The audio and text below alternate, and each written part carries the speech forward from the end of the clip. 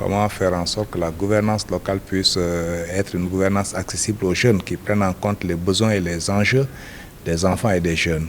Comment faire en sorte que les budgets soient plus sensibles au genre, avec les préoccupations des femmes, avec les préoccupations des personnes âgées, etc.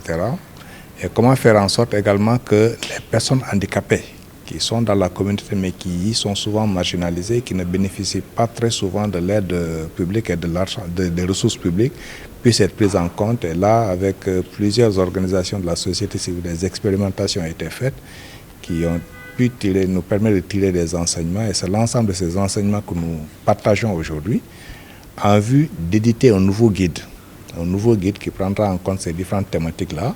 Nouveau guide qui sera aussi mis à niveau, mais surtout, et c'est cela aussi l'innovation, ça va être un guide qui sera édité sous l'ancrage du ministère des collectivités territoriales, puisqu'à la suite de son édition, on procédera à la remise officielle au ministre et ensuite à sa diffusion auprès des collectivités.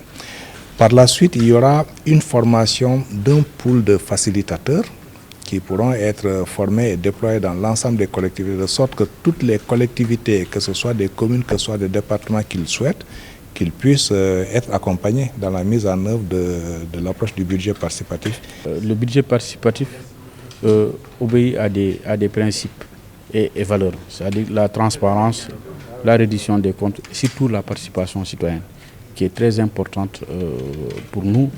Et notre présence s'explique parce que justement, nous avons mis en place un cadre multi-acteurs de suivi budgétaire depuis 2016, qui est un mécanisme de dialogue et de partage sur le budget. Donc c'est les mêmes acteurs qui se rassemblent et qui discutent sur le budget de manière générale.